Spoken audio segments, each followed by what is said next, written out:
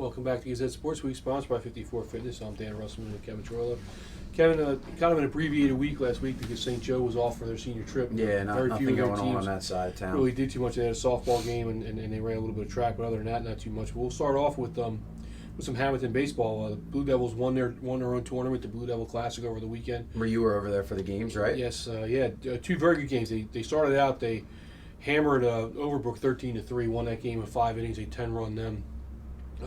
Then came back and beat Pennsville in the finals 5-1. Sean Kakuza, the pitcher, won the MVP, won the Carl France Award for his performance in the final game there. A four-hitter led up to 1 run. They made a couple errors behind him, but he pitched out of trouble a couple times. Really, I thought a pretty gritty performance from the sophomore there. Yeah, I mean, it sounds like they got good pitching in the first game too. Then it was, yeah. Isaac Flores pitched the first game, had a little bit of a lapse in the second inning, kind of a miscommunication with the infielders. He fielded a hard ground ball and kind of didn't have anywhere to throw because nobody was covering anywhere. So you had a guy on first. Yeah, there was a guy on first. Second, so instead of a first and second, he kind of got a little frustrated. He was a little upset about the whole thing, and I think he lost his focus a little bit on the mound. Let up a couple of runs, walked a few guys, but he settled down. Coach Sarno came out, talked a little bit, settled him down, and then their offense opened up. Yeah, luckily for them, the offense kind of took over. In the semifinal, Ross Restuccio went 3 for 3, drove in, I think, 3 runs in that one. His brother drove in a couple runs too, Steven, and then Steven had a 2 RBI double in the second game that kind of broke the game open and made it a 5-1 game. And he's really playing well as one of the people we talked about, kind of being a key component to this team, even as a freshman. Both of them are. They had real good weeks earlier in the week when Hammonton beat Pennsgrove 9-5, and they beat GCIT 7-4. Both those guys were involved in those wins as well. They did lose to Triton 4-3, a game that I think Coach Sarno thought they maybe could have won. Did not play well in that one, but they're 5-3 coming in this week. Kind of a slow week for them when they play St. Joe on Tuesday, the big rivalry game, and then they get Kingsway. They go up there on Wednesday, and then they're done until I think next Monday. So so they get a couple days off after that. Exactly, so they can get some practice in. They got to work on that defense, and we've talked about it. Yeah, that's been their vice so far this season. Playing too well, but another thing last week, Brock Moriello pitched a real nice game against GCIT. Had a rough start, was a little all over the place the first couple innings, threw probably about 60 pitches in the first 2 innings, but then he settled in and kind of really went into cruise control and set them down. Did a nice job in that 7-4 game there that they won there. But again, busy week last week, but it slows down a little bit this week. I think they kind of need that because, like you said, the pitching kind of got worn out a little bit last week. Get people's arms back a little bit, Move across to softball, Hammonton softball team. Tough 3-1 loss up at GCIT on Friday. You and I were there for that one. They did beat not their best game. Exactly. They did beat Pennsgrove earlier in the week 12-0. They beat Triton 6-2. Over the weekend they went up to RV where they split their 2 games. They played Hightstown, beat them 3-1. Then they lost to Washington Township 5-2. I think Township wound up losing in the final. I think to Vineland. Yes. Kind of a little bit of a surprise there to see Vineland go out and win that tournament. But the GCIT game really didn't hit the ball. No, we watched the whole thing. I mean, talked to Coach after the game. He wasn't overly impressed with how the girl from GCIT looked, but at the same time, they couldn't even do anything, so it was pretty impressive. Yeah, I think they managed to run him to 7th, and that was it. He was trying to make adjustments, and they just weren't. Things weren't working out the way he'd hope. I mean, I talked about it with you the other day. They hit 9 or 10 balls to the shortstop, so the girl just had everything going on the ground the entire day. They only had 1 hit through 4 innings, which was an infield single in the first. So, I mean, the innings were flying. They couldn't get anything going offensively. And that's a tough loss for them because, I mean, that's a team that's in their division, in the Royal Division in the Tri-County. It's another Group 3 team, a team they're going to see down the road in the playoffs potentially. So, I mean, they still have one more with GCIT. I think it's a game that, maybe, hopefully down the road doesn't wind up biting them a little bit, as far as power points and that kind of a thing because they could have picked up some by winning that game. But I mean, it's not like GCIT ran them over either. I mean, the pitching looked good. They only let up 3 runs. It was just they couldn't find hits on the day. Absolutely, that's what it came down to. It's unusual to see them struggle like that because they did swing the bats well against Pennsgrove earlier in the week. They won that 12-0. Got some hits in the 6-2 win against Triton. This week, big game is on Wednesday for them. It's their first game this week. They play Kingsway at home. Again, a kind of a key Tri-County matchup there. Might go a long way in determining that division there in the Royal. And then Saturday and Sunday, they have their tournament at home. 35th annual Hammonton tournament. The Devils are going to put up with Pennsville on Saturday, another tough team. So I'm sure you'll be over there to watch a couple of those games, right? I'll be there pretty much all day. St. Joe's playing there as well. You talk about St. Joe. They did play a little bit last week. Their seniors came home late. Well, I should say early Saturday morning. Morning. Depending on how you look at it. And they had to go up to RV where they played Cherokee, lost that game 7-2, gave up 6 runs in the first inning, and that was kind of it for them. And when we had Nicole Fox on here, she talked about that. She Yeah. said they almost went in the game knowing like things are going to be tough. Exactly. And I guess it showed if they let up 6 before they got it did. out of the inning. They made 6 errors in that game. Probably a result of being a little tired from the plane ride from Florida.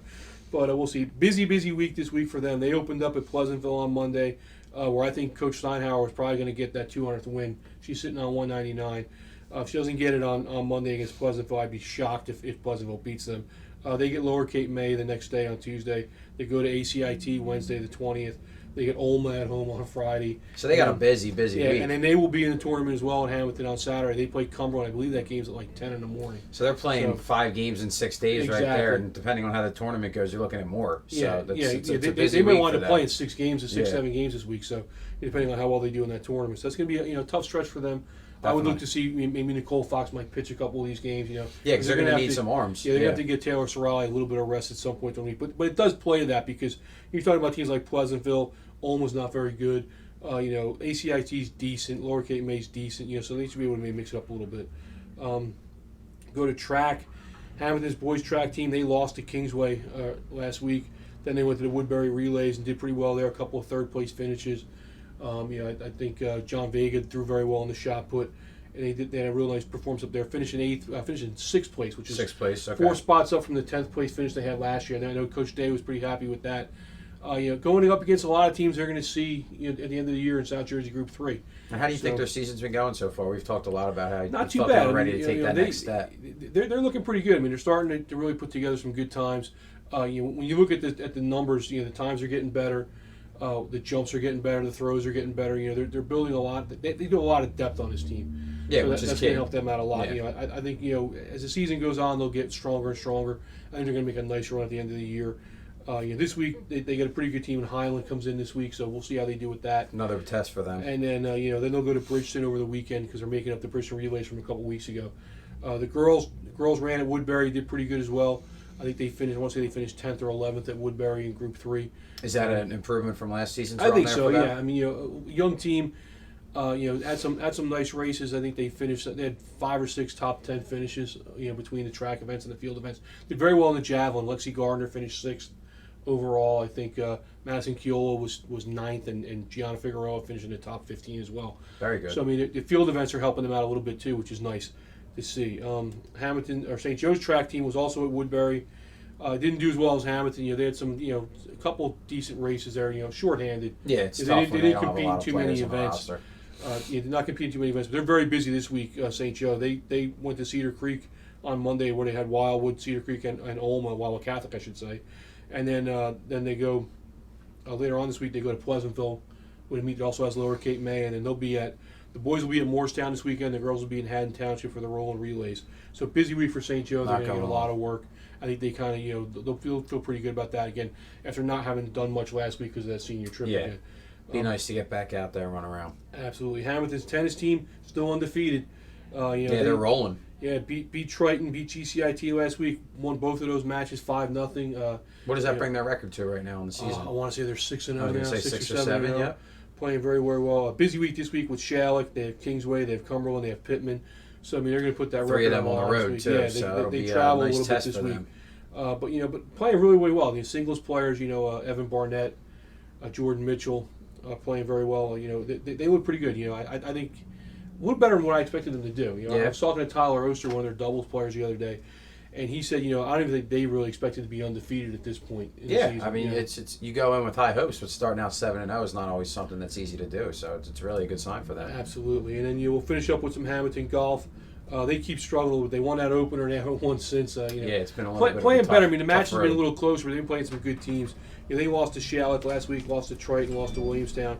This week they get Clearview, then they go to Kingsway, and then they play St. Joe on Friday in a little rivalry thing down at Pinelands.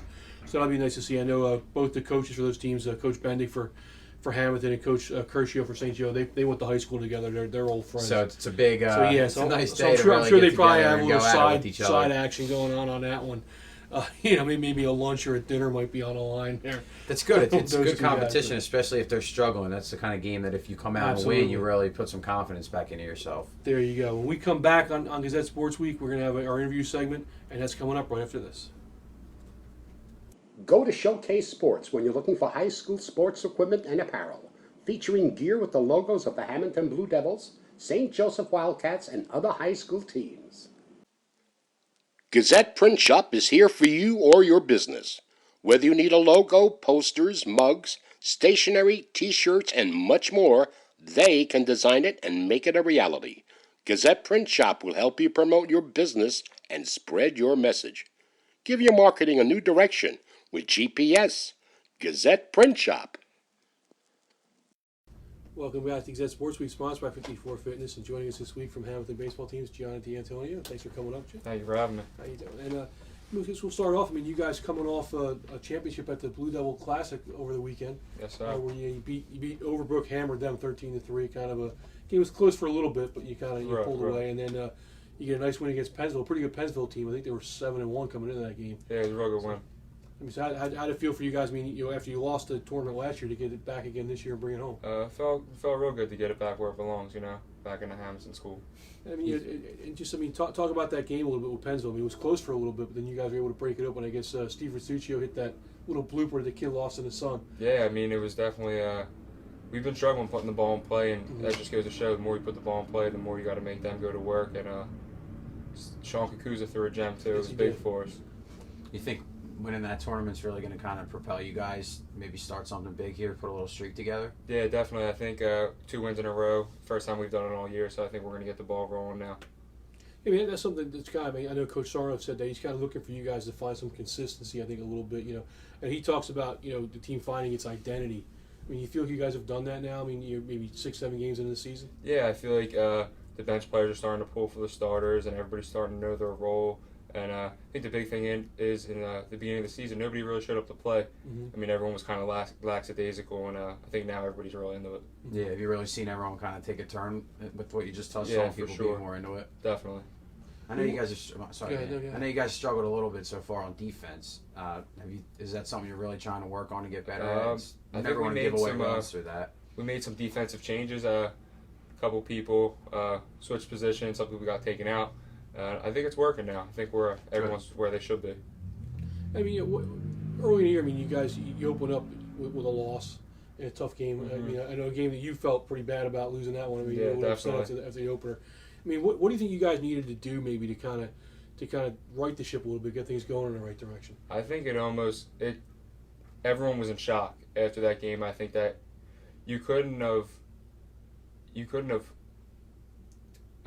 put a worse feeling in all of our hearts, and I think everyone took it to heart, and we came out with a little chip on our shoulders for the next couple games.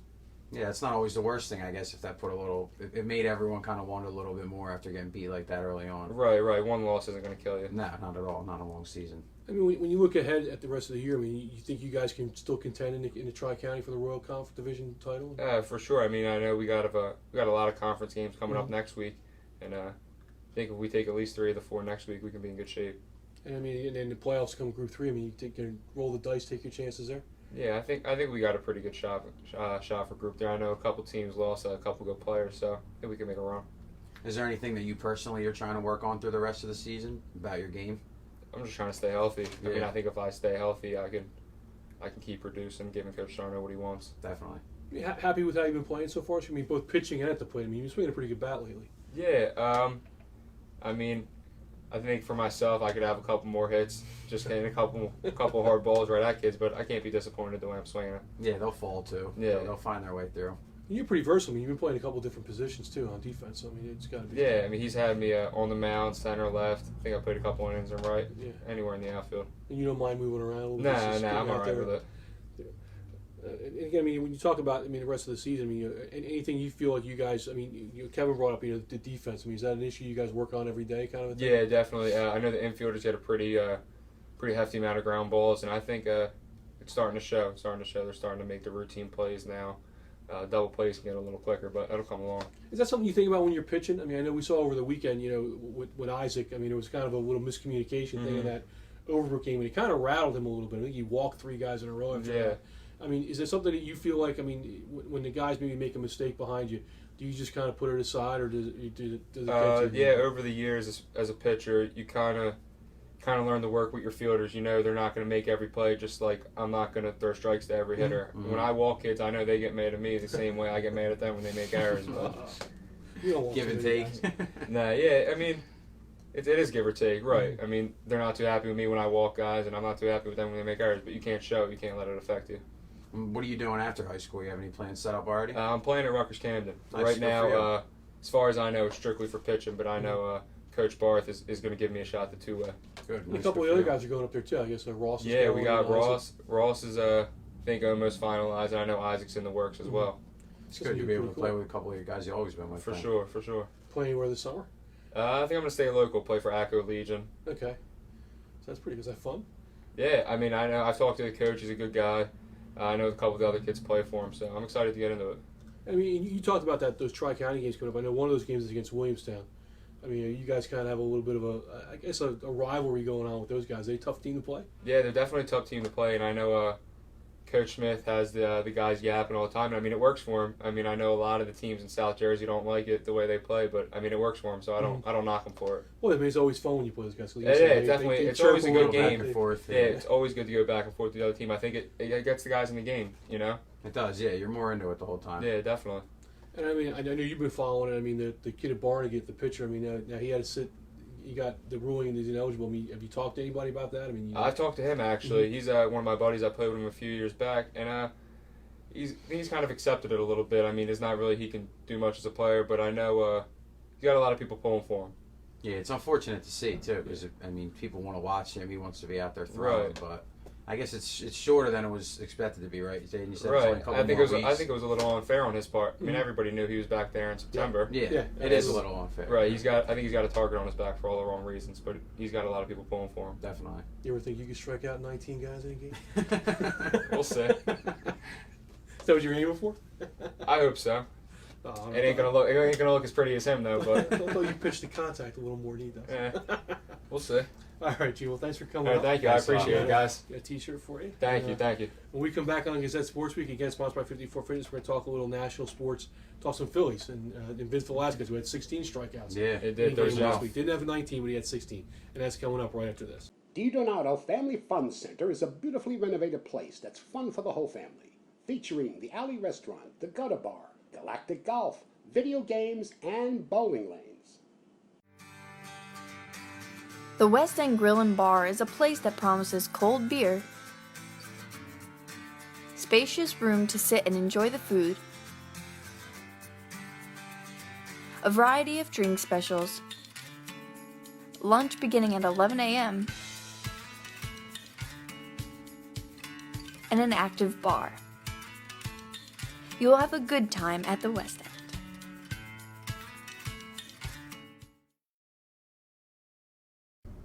And welcome back to Gazette Sports Week, sponsored by 54 Fitness. And now we'll move on to some national sports. We'll start with the Phillies. I mean, a solid start for them. I think the young rotation Playing well. is looking pretty good. I think we had pretty high expectations for the rotation coming in the year. We thought it was going to be pretty good. Yeah, I mean, I didn't know how.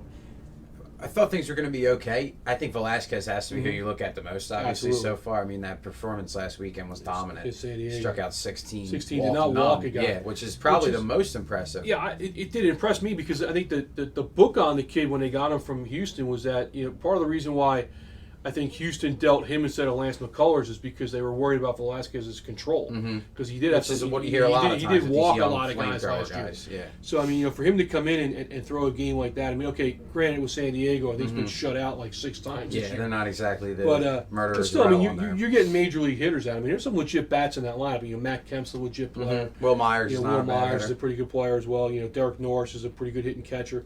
So I mean, it's not I don't say it's a worse team in the league that he went out and beat, but I mean, you got to be impressed with a 16 strikeout. Either way, yeah. If you're mowing down hitters like that, I don't care who you're pitching against. You're doing well. And what I really noticed too is they've often talked about it. Justin Verlander used to be a name. Is when these guys get later in games, it looks like they're throwing harder. I mean, he was out there in the 8th and the 9th hitting 97 still. 97, yep, absolutely. Like feeling really comfortable. It looked like. So that's a really good sign to see things like that. Do you think he's past Nola as maybe their best young pitcher? You know how sports are. I think people get really caught up in the moment quickly. So if you ask somebody right now, they'd probably tell you yes, coming off that performance. We'll see how he does this week. Yeah. If he has a couple more nice starts. Nola struggled the other night when they played Washington. Him and Hellickson back-to-back days, they got beat up pretty bad. Yeah, and the other young starter, Eichhoff, had a little bit of a rough outing again last week as well. But I mean, you're going to go through that with those three young guys. I think. That's expected. They're going to have highs and lows during the year. The offense isn't always there for the Phillies. No, they're not exactly tearing the ball up. Although they did. It was a nice win yesterday that they got a walk-off win. They did manage to get one against Washington, beat up on their old closer, John Applebaum. People love that. I was down at the game. He was a little. I'm going to wager something got broken in the clubhouse. Oh, definitely. Yeah, a couple words were thrown around, I think. But you talk about Washington. I mean, Bryce Harper had a pretty good series for the Nationals. Yeah, hit a couple of monstrous bombs. He loves playing in Philly. It seems like he hits a home run every single time they play here. The guy's legitimately good. I mean, there's no question there. Maybe the best player in baseball. Move across town. We'll go to the NHL playoffs. The Flyers. They dropped the first two games of their series with Washington. They did play Monday night, so Game 3 at home. That'll end before too late for us to talk about. Yeah, that I mean, first home game since Ed Snyder passed away. So we'll see if that probably gonna be an emotional night for the Flyers. I would think playing at home. It's certainly a must win. Yeah, it is a must win. By the time this comes out, you guys will already have known what happened. But us taping it now, it's a must win. You don't want to go down 3-0 to arguably the best team in the conference. Yeah, you're done at that point, and they haven't scored much, which is not a great sign. I mean, in the first two games they've struggled to score. So not at all. I mean, no real surprises. I don't think so far in the NHL playoffs. I think most of the series seem to be going pretty much as most people thought that they would. NBA playoffs, they started again last week too. Again, no real big surprises I don't think coming. Although, I guess Indiana beating Toronto, I guess, would be the first one. And I guess one of the big questions is going to be how Steph Curry's ankle is, because I mean if he is I guess hampered by that, is that going to impact them and potentially? I mean, not that I think they'll lose in the first round. Yeah, but I mean, it's more of a long-term issue. If something lingers like that, it is a big. I think that's the only way they could not win the title is if something happened to Steph. Otherwise, it looks like they're just. I think they're. Absolutely. And I'm not going to say cruise because the Spurs are a good team, but I think they're going to win. Team. I do too. Well, I mean, what would you do in that spot? They're playing Houston, who's just got in on the last day, had a disappointing season overall. What do you do? They said he's probably going to play tonight. Also, this will be. You'll know what happened when this is out already. But what do? You play him or you sit him? I would probably start him. To me, first of all, it would be a game time thing. I mean, it depends on how he feels right as the game's going to. I mean, after warm-ups, if he warms up. And he tells, I guess it's Steve Kerr. Yeah. If he tells Kerr, hey, I feel pretty good, I want to give it a shot. I think you start him, you see what happens. But if it looks like it's bothering him, I don't think they necessarily need him to beat Houston. No. So I mean, to me, I would probably limit his minutes a little bit. Especially, I mean, once the game is under control, I think he's going to get. They're going to definitely. They did that the other day. Yeah. I mean, they were up handily. I mean, they're not going to push him too far. Probably, I mean, if you're a fan, you're not going to see him probably hit 23s in a game. No, I don't think he's going to do that. But I mean, I think they have more than enough firepower. That I mean, if it does become an issue, they could probably rest him a lot during the series. Not that I think they would ever sit him for a whole game unless it was really an issue. Unless they had to, yeah. Yeah, but I think and the one thing that's nice, I kind of got a feling they might sweep Houston. So if they get lucky, maybe that whoever they have to play in the next series, maybe that series goes 6-7 games because then it buys him a couple extra days. To kind of rest. Their opponent you're talking about, yeah. Well, either way, I mean, it'll start at the same time. But I mean, at least for Golden State, I mean, if they can win it in 4, they'll have more days off. It's going to give him a 6 week, or 7. Yeah. probably, to sit around and kind of rest it and not do too much. But but again, I mean, I think the playoffs right now are going pretty much as most people project them to go.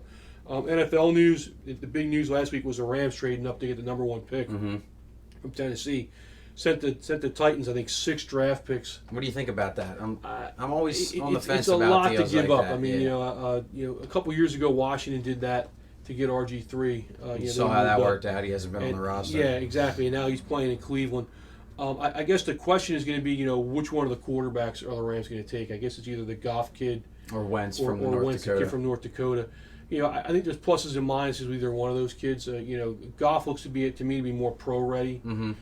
Wentz might be the better long-term guy, but have a higher ceiling with Wentz. But the thing that scares me a little bit about Wentz, and I've liked what I've seen of him, is I mean the kid played at North Dakota, so I mean you got to maybe it's a different level of competition. Yeah, I mean is it going to be a big step up for him? We did see Joe Flacco not have much of a adjustment period when he came into the league out of Delaware, which is kind of a similar situation, but.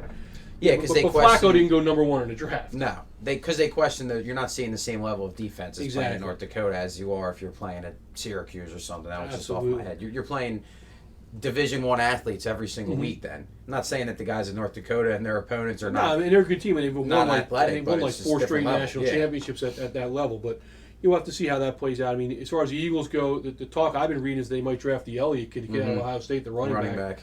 Not really sure if that's the way I would go with the pick. I mean, this 8th pick in the draft. But I read a couple of things either way. I've seen a lot of people say that they're worried that they're going to draft this guy, and that's not really their biggest need right now. And the lifespan on these running backs is short. So say this guy is his best like 3-4 years early on. Are the Eagles really even going to be competing for anything serious yet by the time he's in his prime? Yeah. I mean, I guess the feeling would be, to me, I don't think one of the big quarterbacks is going to slide that far. So I mean, unless they're going to move up. Yeah, they're not going to get one. And to me, to get Wentz or Goff, you'd have to probably move in the top 3. Yeah, which I don't think. Because I think Cleveland at 2 is going to take a quarterback. Well, I don't know. They've got Griffin now. Because they seem like long-term plans are. Because I did read something that said that Cleveland's kind of waffling on that because they don't want to. Because Hugh Jackson really likes Griffin. Mm-hmm. So we'll have to see how that plays out for them. But I guess we'll find out in a couple of weeks when that comes up. The draft's for the end of April. April, yeah. So we'll see in a little bit, and it's getting close. It's getting very close. So when that does come up, we'll recap. We'll analyze the Eagles' choices at the time too. When we come back, we're going to wrap up our show with the final 5, and that's coming up right after this. Contact Greg Schenker of Ballsy Lasco Realty for all your real estate needs. Call Greg Schenker at area code 609-214-2773.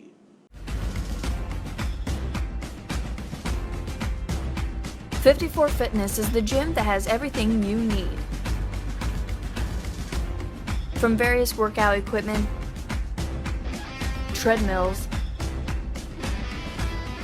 to many weight machines, 54 Fitness will get you in shape.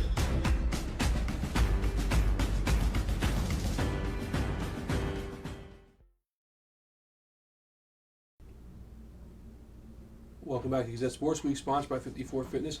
Now wrap up the show with the final 5. Hammonton's baseball team won its tournament last weekend. Do you think the Blue Devils can put together a long winning streak?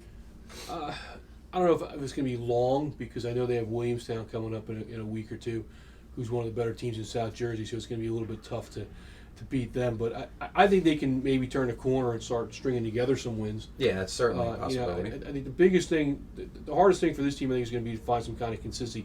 Coach Sarno keeps talking about how they have to find their identity, what kind of team they really are. I think they did that over the weekend. Yeah, winning that tournament, you think that's going to be a big step for them? It really seems to me, I've seen them play, I think, 4 or 5 times now this year. And this was the best I've seen them play was over the weekend at the tournament. I think there's a team that's kind of starting to figure it out a little bit, what they need to do to win. And some of the younger guys are starting to know their roles. And I think it took Coach Sarno a week or so to kind of figure out who should be playing, where they should be playing, what the lineup should be. I think now that it's sorted out, I think you're going to see them start winning some games. Yeah, I think you touched on it a little bit there about the consistency. The one thing I'm worried about is the errors because it's tough to win games if you're giving away runs like that. Is. So I think if they can figure out how to fix the defense, like you said, put people in the right place, maybe make the plays that they're not making right now, that'll give them a better chance. St. Joe's baseball and softball teams returned to action this week after a week-long layoff. What impact, if any, will that have on those two teams? I mean, anytime you don't play for a little while, your head's kind of out of the game a little bit. But I think with the baseball team especially, it might be good for them because Coach Carney talked about how they don't have a lot of arms. So any time off is going to be good. But now they're coming back. Last time I talked to him, he said they played 10 or 11 games in like 2 weeks time frame. So he's really going to have to dig deep with kids pitching because the same kids aren't going to be throwing every day. It's just not possible. That's where I think the impact is. The impact isn't necessarily that you've had time off. I think the impact is that now the baseball team, they're playing 4 games in 5 days this week. The softball team potentially is going to play 6 or 7 games this week. Yeah, in 5 or 6 days. And baseball especially, when you're looking at a team that dresses 12, 13 kids for varsity, they don't varsity, have a deep roster. You don't have a lot of pitchers on this team. Coach Carney's been kind of piecing it together the first couple of weeks where, one guy's going to go 3-4 innings, other guy's going to go 3-4 innings. Not going to be able to do that because these guys have throwing every day. There's rules about these kind of things, and you can't throw pitchers a lot. So, it's going to really stress out their pitching staff the next couple of weeks with the baseball team. Softball, not as much with the pitchers. Although, I think Taylor Sorali is the kind of pitcher where last year you sort of saw her wear down a little bit as the season went on. Prevent that I think from you're going to see Coach happening. Steinhauer try and get her a little bit of rest as well. You might see Nicole Fox pitch this week. You might see Gianna Morgani pitch this week. Even the freshman Gabby Finelli might pitch this week as well. So we'll see. The Rams traded for the top pick in the NFL draft. Who will they choose, do you think? And did they give up too much? I think they're going to go with the Goff kid. Yeah, I was going to go with Wentz. I just because I think he's a little more pro-ready, but I do think they gave up way too much. Me too. I think, Those deals are always too much. Yeah, I mean, to give up that kind of stuff for, if the guy turns into the next Andrew Luck, you look like a genius. Which has been one guy. If he guy. turns into a Johnny Manziel or something, or a Robert Griffin, and the last guy somebody dealt a lot of picks for, you're going to look really bad. I think it's like with anything with the draft. I know they do a lot of research on these guys. They're the smartest scouts out there, but it's still a risk in the end. And you're giving up what could be a lot of potential picks of someone who could pan out for one guy. So I think those deals are always too much in the long run. There you go. The Phillies pitcher Vince Velasquez had a great start last week against San Diego. Is he the team's future ace? We talked about it a little bit earlier. It's so hard to say. It is. You need to see a little more from him, I think, before you can say it. Exactly. I mean, to me, my thing would be, call me around the All-Star break. Mm-hmm. I mean, if he's 9-2 at the then you have to start thinking about those things. And you throw into a under 3 ERA with a ton of strikeouts. I think again we talk consistency with high school. It's consistency with the pro guys too. I mean, he's got to show that he can go out there and throw strikes. I mean, he's had 2 real good starts this year. A guy who, doesn't get the fanfare that some of the other guys on the Phillies get. The Nolas and those kind of guys. I think that'll change But soon a enough. guy who's got great stuff. I mean, he's hitting 97. He's got good breaking stuff. I mean, he looks like he could be legit. So we'll see. Definitely. And finally, last week the NJSIAA ruled Barnegat pitcher Jason Groom ineligible for violating the transfer rules. The team had to forfeit the 2 games he pitched, and he won't be able to play again for a few more weeks. Did the NJSIAA make the correct ruling in your opinion?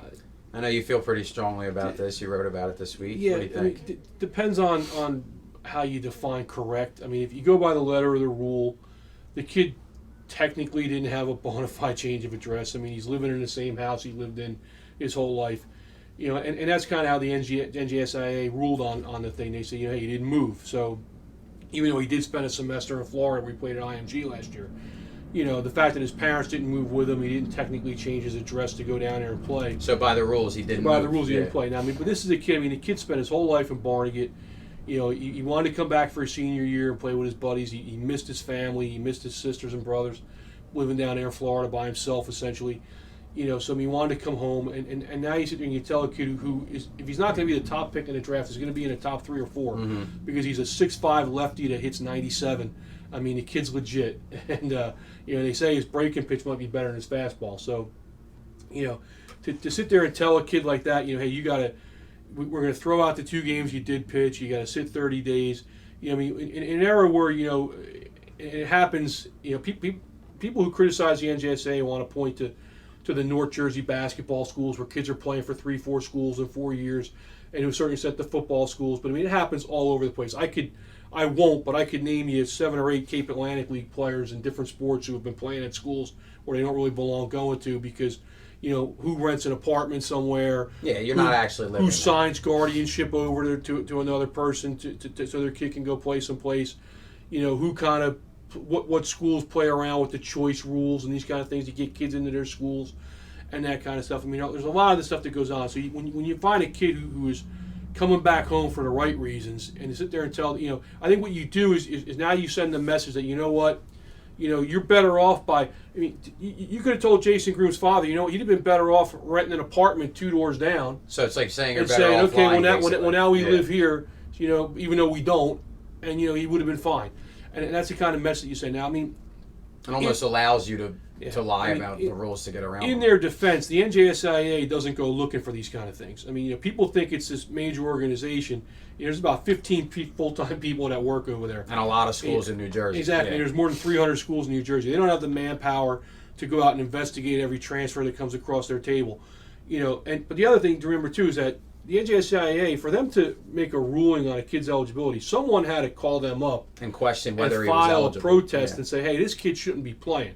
So, I mean, that's kind of on the other teams. Probably, my guess, I haven't heard who it was that filed anything. My guess is going to be one of those short conference teams that didn't want to have what happened to Get no Central hit. Regional last year. Yeah, well, he threw a no-hitter last week with 19 strikeouts out of the 21 kids that came up. I mean, that's how good this kid is. Central Regional's not a, they're not the worst team in the short conference. Let's just say that. So, I mean, to go out and do that kind of thing.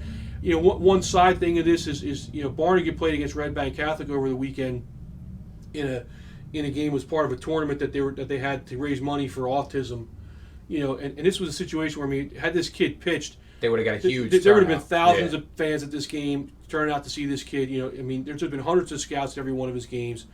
You know, so you wind up having a situation now where nobody goes now because he's not going to pitch. They're just another So, high yeah, school. so team. it kind of cost a charity some money there as well. So I mean, not that should factor in, but I mean, it does have implications beyond the field. I mean, the kid threw a bullpen session the other day. They said there was 40 scouts there.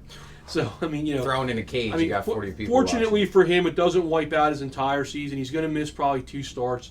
I think he's eligible to come back either May 1st or after they play 12 games. I think their 12th game is scheduled for next week at some point.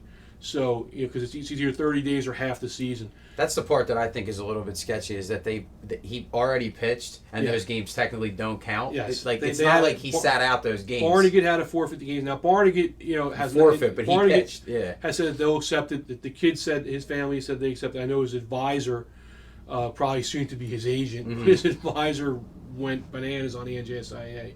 But again, it's something to me. I disagree with. I think they probably should have just let the kid play. To me, in my opinion, the kid did move. I mean, he went and he spent a semester in Florida. You know, he wasn't living at home, so we'll see. There you go. But that wraps up Gazette Sports Week for this week. Hope we didn't bore you with that. When we come back next week, we'll talk more high school sports. We'll have some St. Joe action to talk about as they're back in action this week. A very busy schedule for them. And that's coming up next week on Gazette Sports Week, sponsored by 54 Fitness. Back pain? See Doc Manny today. Dr. Emmanuel Sanfilippo is a certified chiropractor and sports practitioner. With more than 25 years' experience, he knows what you need to feel like yourself again.